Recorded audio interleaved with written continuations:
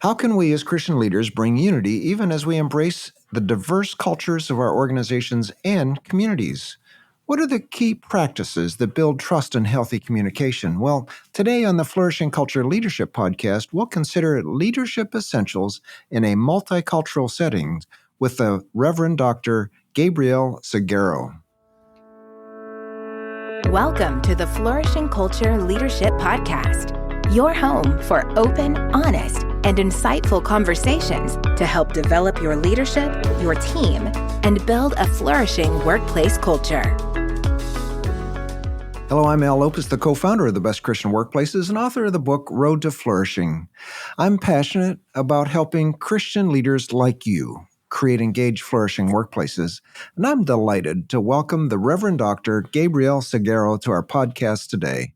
Gabe is the pastor of the Gathering Place Church in Orlando, Florida, and the president and founder of the National Latino Evangelical Coalition. Throughout our conversation, you'll hear Gabe talk about the unity and diversity, how to navigate multicultural divisions, 4 ways to build trust and diversity, his own personal spiritual disciplines, and 5 things that give him hope for the future of the multicultural church. I think you're going to enjoy this interview. But before we dive in, this episode of the Flourishing Culture Leadership Podcast is proudly sponsored by the Best Christian Workplaces Employee Engagement Survey. Don't wait, because this fall is a critical time to assess the health of your workplace culture. By signing up today at workplaces.org, you can easily administer our online survey and gain critical insights into your employees' perspectives. Why now? Well, the competition for top talent is fierce. Becoming a certified Best Christian Workplace not only helps you attract the best and brightest, but also ensures that they will stay committed and engaged longer. Secure your organization's success. Take action now. Hello to our new listeners, and thanks for joining us as we honor your investment in time by creating valuable episodes like this. But let me tell you a little bit more about the Reverend Dr. Gabriel Salguero. Gabe is the pastor of the Gathering Place, a Latino-led, multi-ethnic Assemblies of God congregation in Orlando, Florida. He and his wife, Jeanette, co-lead that congregation. He's also the president and founder of the National Latino Evangelical Coalition, known as NALEC, a national coalition of several thousand evangelical congregations in the United States. He's also a powerful voice on issues that affect the close to 9 million Latino evangelicals in the United States. Salguero's leadership through NALEC offers an important voice for the growing diversity and changing demographics in our country. He holds a BA in Spanish and History from Rutgers University, an MDiv from New Brunswick Theological Seminary, and a Doctorate of Divinity from Eastern Nazarene College. So here's my conversation with Gabriel Salguero. Reverend Salguero, it's great to have you on the podcast. I'm looking forward to our conversation today. Thanks, Al, for the invitation. I'm very excited about this conversation. So, Gabe, you're the founder and president of the National Latino Evangelical Coalition. So tell us about the vision of your organization and why it's important to bring together leaders of Latino churches across the United States. Well, look, I think that the National Latino Evangelical Coalition, most people know it as NALEC by its acronym.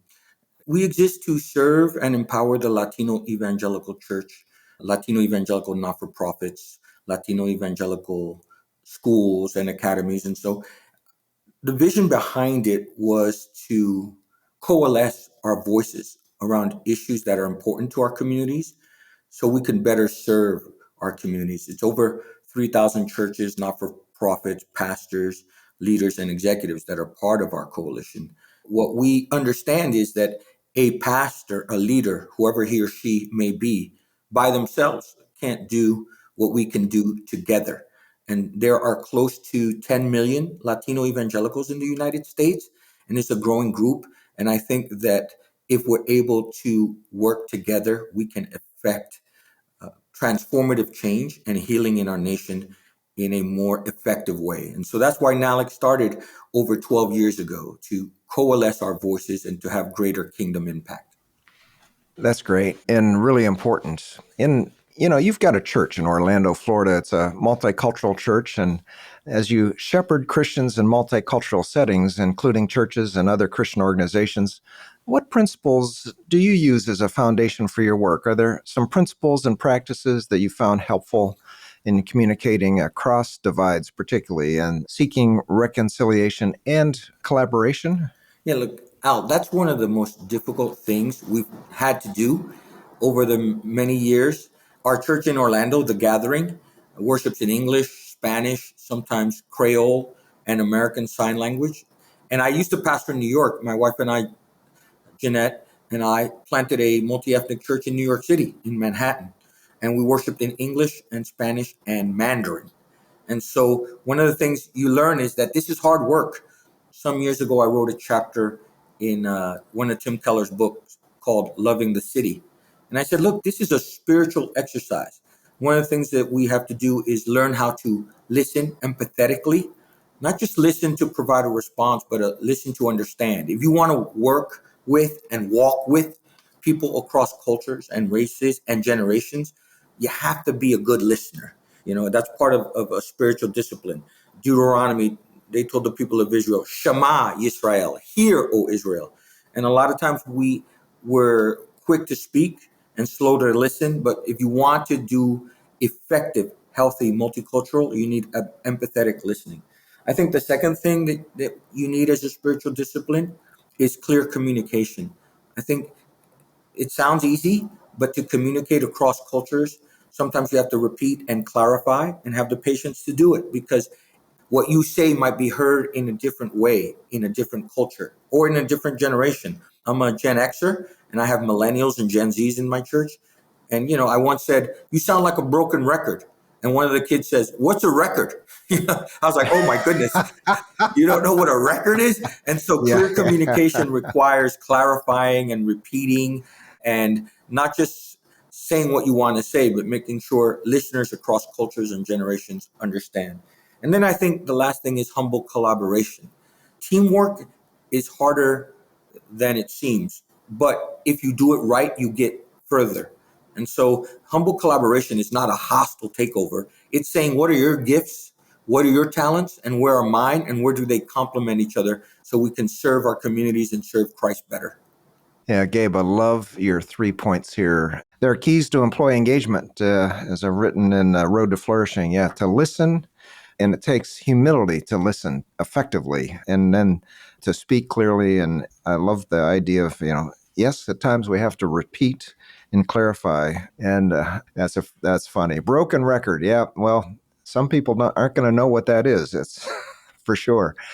So you've got a degree in history and also master's and doctorates in divinity, and you've studied both history and theology. That's a really interesting combination. So how does this background inform your perspective on what's needed today for Christian leaders in a season fraught with divisions? And I'm really interested in your thoughts on this. Yeah, I think, Al, one of the biggest challenges, and maybe your listeners, whether they're pastors or leaders of not for profits or leaders of corporations, we can become prisoners of the moment and think we're the only ones, and our generation is the only generation that has faced a similar challenge. But if you're able to unearth the history of the church, you see that they've not been identical challenges, but they're similar challenges. And from that history, you can draw deep principles, deep learnings. It's like drinking from the wells of our ancestors, of our spiritual mothers and spiritual fathers. And so this is not the first time the church has experienced polarization. You might remember in Acts 5, the Hellenized Jewish widows were fighting against the other widows because they felt unattended. You might remember that Peter and Paul fought over including Gentiles in the early church. And so Paul and Barnabas separated over a discussion. And so the scripture shows us that throughout these tensions, there are leadership principles and there are servant leadership principles that we can navigate. And I, for one, appreciate that, hey, not just the 21st century American church has navigated moments of polarization and division and anxiety, but others. And then in the church history, Dietrich Bonhoeffer in Nazi Germany, he had to navigate being a faithful witness to Christ. Corrie ten Boom in the Netherlands had to navigate being a faithful Christian. And presently, There are Christians in places like China and other parts of the world that are being persecuted, and we can learn from them. And why is that important? Because we learn the biblical principles, and we also learn how our predecessors in Christian history and across cultures have navigated. And for one, I think that gives us a sense of, hey, I'm not alone navigating this. And this is not the first time in history the church has had to navigate it. It probably won't be the last time. But if we're able to learn from what they did well and also not repeat the mistakes that they did poorly, I think that we are deepened and broadened and enriched by the history of the church and the biblical narrative that teaches us how to lead in difficult and challenging times. Yeah, fantastic. Yeah. So polarization isn't new to the church as well. That's, in a way, good news. But your point is, let's learn from our history so that we can address these issues and address them quickly and effectively. Well, this gets to the issue that I like to talk about, and the Bible speaks about the unity of believers. And I love Jesus' prayer in John 17 that we would be one in the body. And give us a vision of how we can have unity as believers while also celebrating the diversity that God has created in his followers. Yeah, Al, unity is a powerful word. It is Christ's prayer in John 17 that they all might be one, as you've just mentioned. I think what is important is that we don't define unity as uniformity. And so I'm united with my wife, but I'm not my wife. We're two different people. And so unity allows for the celebration of diversity. I have two sons, and we're a family unit, and we're unified. But my two sons are very different from each other and different from myself and different from their mother. And so think about the Church of Jesus Christ all over the world, the Chinese church, the Middle Eastern church, the Latino church, the African church, the U.S. church in all of its manifestations. I'm often drawn by the teachings of John Wesley when he reminds us that in the essentials, unity, in the non-essentials, diversity, and in all things, charity. And so unity, even in the early church, didn't mean they were all identical. And when we try to like homogenize the church, when we try to make us all, we are all equal, but we are not all the same. We speak different languages, we come from different cultures, and that's not new. Some people think, oh, multiculturalism is a new thing. It's not. The church was born on the day of Pentecost in Acts chapter 2. And Dr. Luke in Acts chapter 2 says that they were there from all over the empire. They were from Egypt and Bithynia and Cappadocia, and they heard them speak in different languages. And so for unity, you have to have the capacity to listen across culture, to listen across race, to listen across generation, without compromising the essentials and the absolute truths. And so it's that celebration of diversity while embracing things that are non-negotiable. You might remember, Al, that in Revelation 7, there's a vision that John the Revelator sees. And it says that he saw them from every tribe, nation, and tongue, worshiping before the Lamb. They were all united in one thing, their worship of the Lamb. But they were different. And how do we know they're different? Because John tells us they were different. He saw the difference from every tribe, nation, and tongue. And so it's important, and I think our listeners might be blessed by that, in creating a distinction between unity and uniformity, celebrate diversity without compromising the essentials of the faith. Yeah. Wow. And to do that, also, you need to be in relationship and in proximity with each other, don't you, Gabe? Yeah, you do, Al, because look, I don't know what I don't know. I don't know what I don't know. I don't know Asian culture, but I have friends that are Asian and can be my Sherpas. They can be my guides. And one of the greatest and most humblest things you can do is say, I don't know, please teach me. But that can only happen in relationship. I don't know, please teach me. When you're in deep relationship with somebody of another race, of another culture, of another generation, and you assume a humble posture, which is the posture of Jesus who humbled himself, and you say, I don't know, please teach me. I think that goes a long way in building bridges and building unity. But that can only be done, as you mentioned, Al, in deep relationship. Yeah, I love that. I don't know. Please teach me. And that's the way you begin to bridge the gaps. Yeah.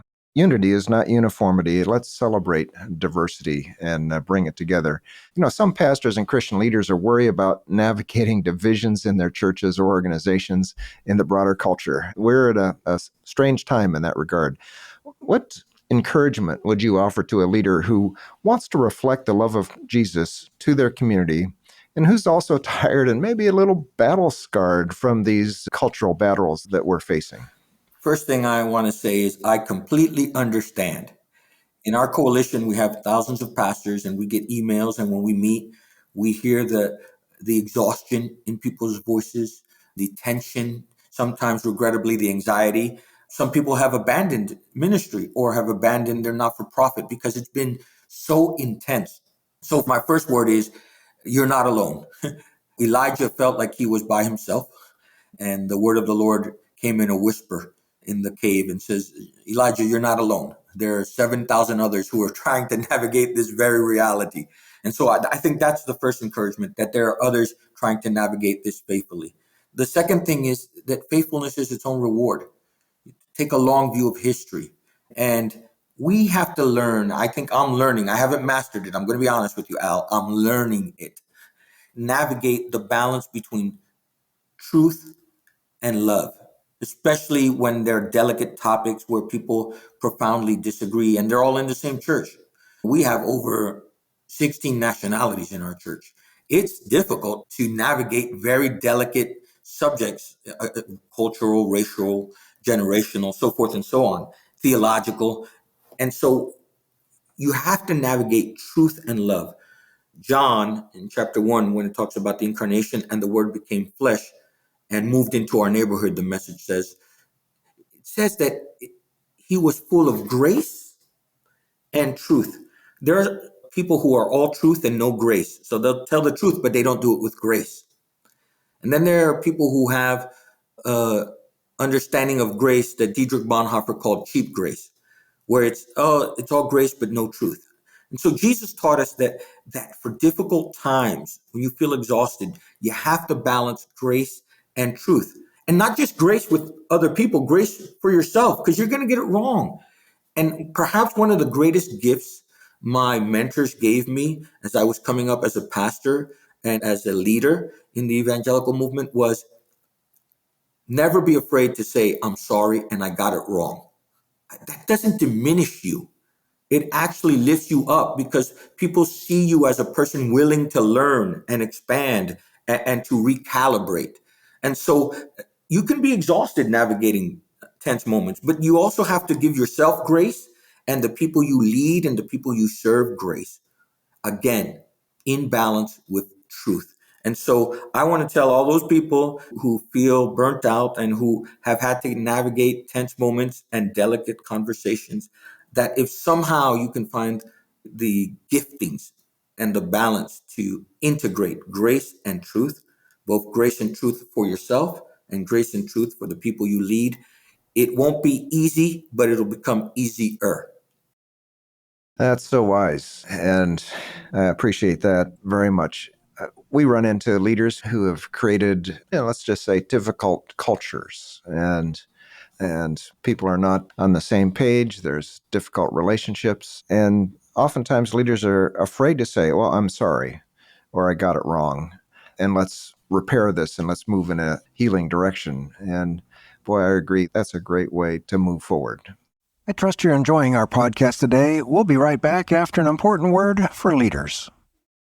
Are you a leader searching for ways to enhance your organization's workplace culture and foster employee engagement? Well, we have just the solution for you. It's our proven Best Christian Workplaces Employee Engagement Survey for the Christian-led workplace. Picture this: your organization radiating with a renewed sense of purpose, where employees are excited to come to work every day. With our employee engagement survey, you'll gain powerful insights into the heart of your organization. Discover hidden strengths, uncover areas for improvement, and unlock the full potential of your team. But that's not all. By conducting the survey, you'll see productivity skyrocket, increased job satisfaction, and decreased turnover rates. Imagine the impact on your mission as your team unites around a shared vision, driven by purpose and fueled by a positive workplace culture. Your organization will become a beacon of light, inspiring others with its exceptional leadership. Don't wait any longer to create a flourishing workplace. Visit our website at workplaces.org and ask for the Employee Engagement Survey Sample Report today. Take the first step towards transforming your organization into a thriving, purpose-driven powerhouse. Together, let's build a workplace culture that honors God and empowers your team to flourish. Now, back to my conversation with Gabriel Salguero. In our work through Best Christian Workplaces, we serve a variety of different Christian churches and organizations. In all types of settings, we find that the foundation of trust is key for inspirational leadership in a flourishing workplace culture. Can you give us some examples of ways that you have seen leaders build an atmosphere of trust, and especially in a multicultural setting? What are some of the key factors you've experienced and put in place to establish and grow trust amongst a multicultural setting? Yeah, Al, I think, as I mentioned before, empathetic listening is foundational. People know when you're listening to understand. And I think that when you're listening to try to comprehend and listening to try to create empathy and trust between and among the people with which you work. And so that empathetic listening is very important. You might remember that when Jesus, they said he was lost for a few days, but maybe it was his family that was lost. They found him there speaking to the scribes and the teachers. And the Gospels say that everybody was astounded at Jesus's wisdom. He's a 12-year-old young man or young boy. And they were astounded at his answers. But the text actually says he wasn't answering anything. He was listening and asking questions. I think that the posture of empathetic listening needs to be coupled, if you want to build genuine trust, with genuine wonder and inquisitiveness. Ask questions. Be inquisitive. Be curious. It's amazing how much curiosity can build trust, where people see you as a leader in a position of, as a learner, and say, hey, listen, I wonder about this. I'm curious about this. Can we go a little deeper about this? And so there are these inquisitive questions that build trust. Thirdly, I would say across cultures is model what you want to see. People often say, I want to build bridges, but they don't model bridge building. And bridge building is patient. Bridge building is listening.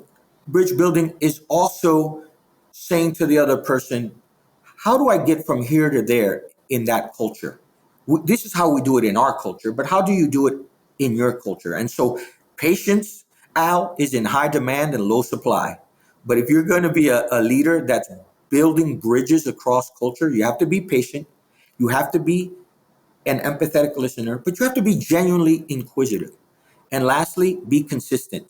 Stay at the table. There are going to be moments of hard conversations where there are going to be tensions.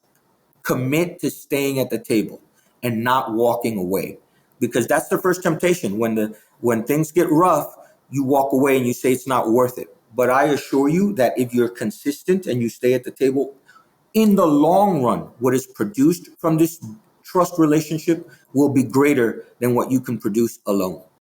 Wow.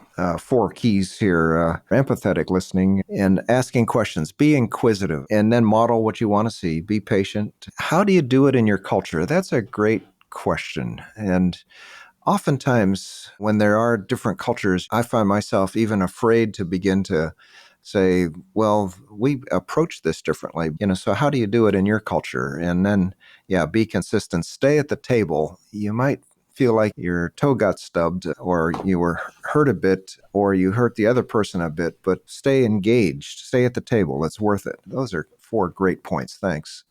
As Christian leaders, we have the responsibility to shepherd the flock that God has entrusted to us. And whether it's our congregation, our staff, people being served by our organization, at the same time, we've got to maintain our own personal spiritual foundation to lead effectively over the long haul. And as I've moved from working in marketplace situations and organizations to Christian organizations, I've realized how this spiritual leadership is such a critical factor in organizational health. So, what habits and practices do you use to keep your own spiritual life vibrant? And how do you grow in your own relationship with God during the many demands? And I mean, you're involved in not only this coalition, but pastoring a church. How do you keep your relationship with God fresh, both in terms of your time and energy? Well, Al, that is a great question. And I think, quite frankly, I don't think it gets asked enough of leaders. And that's when we get into some major crises: personal crisis, family crisis, leadership crisis, moral crises. And look, for me, there are a few disciplines. I grew up and was formed in a Pentecostal church. That's the tradition I'm formed in. And early morning prayer is part of that. It's something I learned as a child. My dad every day would get up at 5:30 in the morning to pray. And that's a habit that I embrace. And it's part of my own walk with Jesus. It's not for everybody. Some people do late night prayers. I mean, but the discipline of prayer is important, daily prayer. And for me, early morning prayer is a part of my discipline that I think helps me ground me and set me on my way. And before I do anything, I think it sets the table for me. And listen, I'm a coffee drinker, so I'll have a cup of coffee and I'll pray. And I'm not saying that, other people are tea drinkers or whatever, but early morning prayer. The other thing I want to say, Al, and you might laugh and your listeners might laugh, is I love to sing. Singing, it's now, don't tell my wife this, but she thinks I'm a terrible singer, but I think I'm great. Yep. I love to worship. I love listening to music. I love worshiping music. I think that something happens to my soul and I feel like my soul breathes. And so I don't just worship as the leader at the church or when I'm in church. I do this daily. I have a daily discipline of singing. They could be hymns. They could be songs from my tradition. I love worship. The other thing is, and this people might not think this is discipline, but it is reflection and contemplation. I think oftentimes we ignore introspection at our own peril. We're not introspective enough. And so I often ask myself questions about, why am I doing this? Is this really to feed my ego? You have to ask the why questions. You have to have time for introspection. And so I spend time in introspection. I can't say that I do it every day. I think that would be disingenuous of me. But I'm intentional about spending time throughout the year where I'm asking the why questions to myself and of myself. And so introspection is a spiritual discipline. Jesus himself was very busy, like many of us are, especially people who listen to the flourishing culture leadership. These are leaders. They might be type A personalities, but you have to take time. Mark chapter 1 says that after Jesus did all these miracles, Mark is the action gospel, Al. The word immediately shows up multiple times within the first 3 chapters. And immediately Jesus did this. And immediately Jesus did that. I'm like, my Lord, Jesus was in high demand.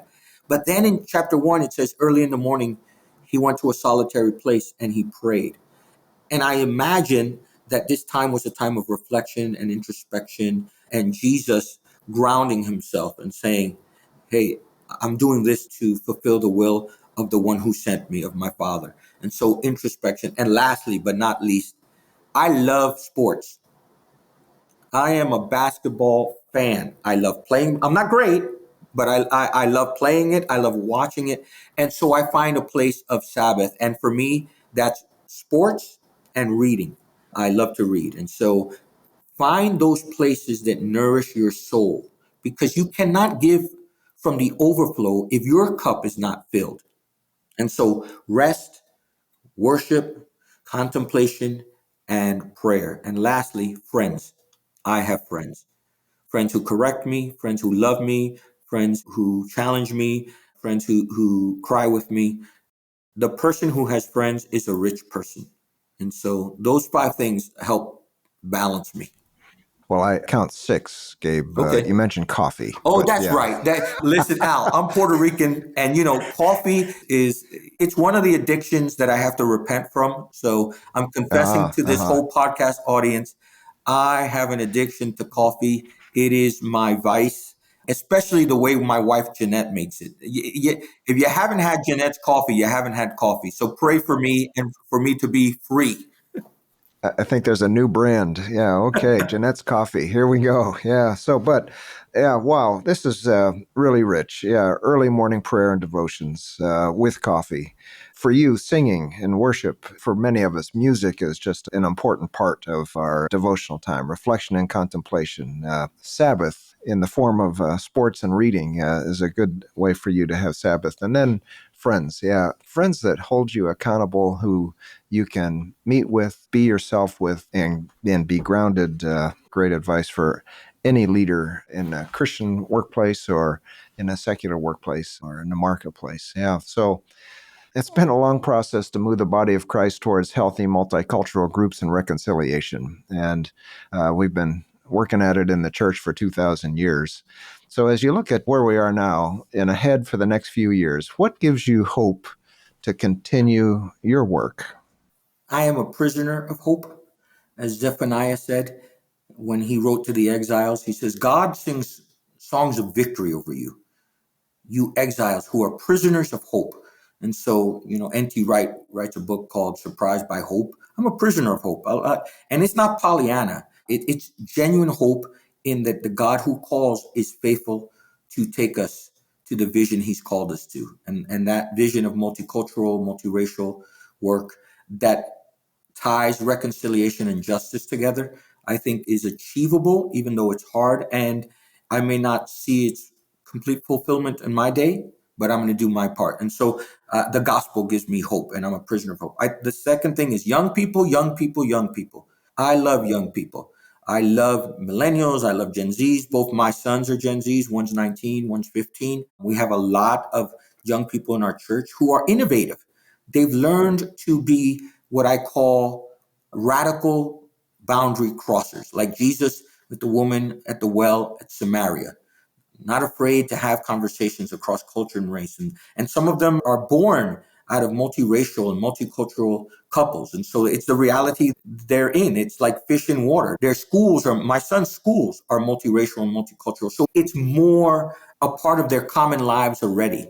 And it's sometimes secular organizations are more multiracial and more integrated than Christian ones. And that is lamentable. But I think my children and the young people of the church and the young people of our coalition, we have a next gen council that is being innovative and is asking the tough questions. So young people give me hope. And you know what else is giving me a lot of hope? Women, moms who dream of a better world, not just moms, but leaders. There's a growing number of executive leaders who are women, who are leading in a different way, who are leading in a way that, for me, I'm learning from these women, like my wife Jeanette, who's an executive, on being organic, on building bridges in a different way, much more collaborative and less competitive. I mean, that's refreshing when you see collaborative models instead of winner takes all. Hey, you win, I win, we win, the kingdom wins. And so that gives me hope. And the last thing I think is just I'm going to put on my academic hat, the zeitgeist, how God is moving in history. Think about this, Al, and your listeners might appreciate this. 1 out of every 4 children born in the US is Hispanic. 25% of children being born right now, as we speak, is Hispanic. 1 out of every 2 is a child of color in the US. And so the kind of demographic boom, for example, in the church we pastored, Jeanette and I pastored in New York, one of our members, Puerto Rican, married a Korean woman and they had a child. And that child is Puerto Korean. I mean, it's just wonderful. It's glorious. This new reality of this integration of wonderful people who love one another and above all love the Lord. It's giving me hope. And so the demographic boom, young people, a new style of leadership that many women are modeling, these things, and then of course the gospel makes me a prisoner of hope. These things inspire me to keep the work. Well, Gabe, this has just been a great conversation. We've covered a lot of ground. There's no question about it. And, just looking back at my notes, talking about your work in Orlando with Lalek, just great, great work. And I love your vision of unity. It's unity and not uniformity. And we should be celebrating diversity. And also the importance of truth and grace and that balance, that truth and love, and how that's a balance. And we just need to make sure that we're looking at both of those things, that we're not so focused on cheap grace or harsh truth. And to be able to say, I'm sorry, I got it wrong. And let's continue to build relationships through empathetic listening, through being inquisitive, modeling what you want to see yourself, being consistent and staying at the table even when there's been some rough times. And of course, for all of us to be transformed by the Holy Spirit and to do that, your advice on growing spiritually through morning prayer and fueled by coffee and by singing and worship and reflection and contemplation and Sabbath and friends, and how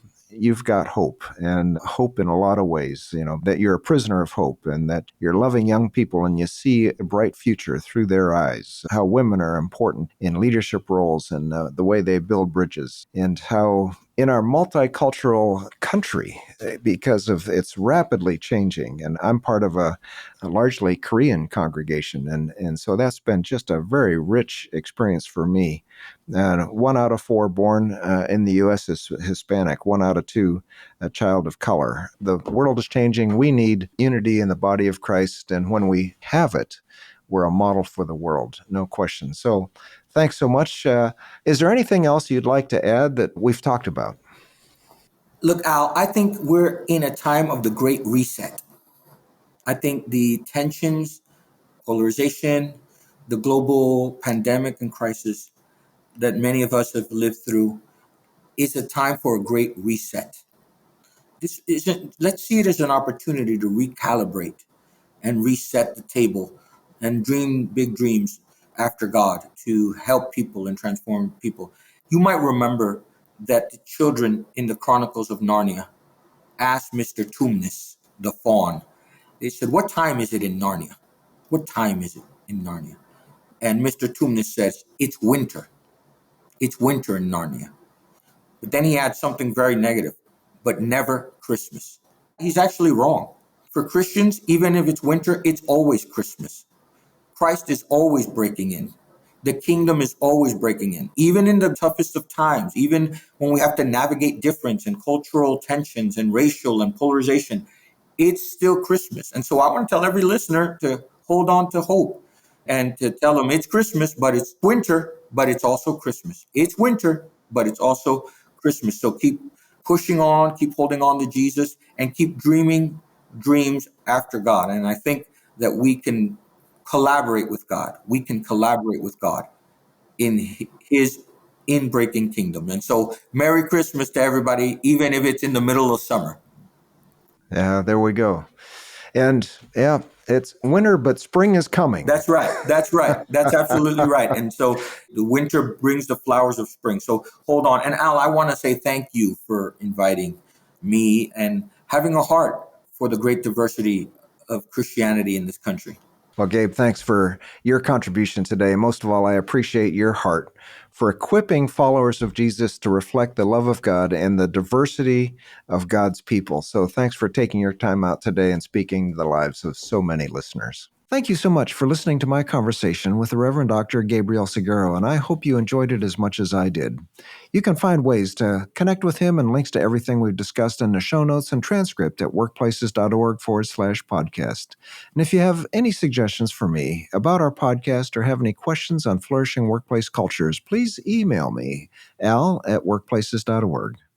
And listen in next week as I talk with Ryan Stanton, the president of Compass, Nebraska, which invests in the lives of families in the foster care system. Ryan will be sharing about sustaining a thriving workplace culture.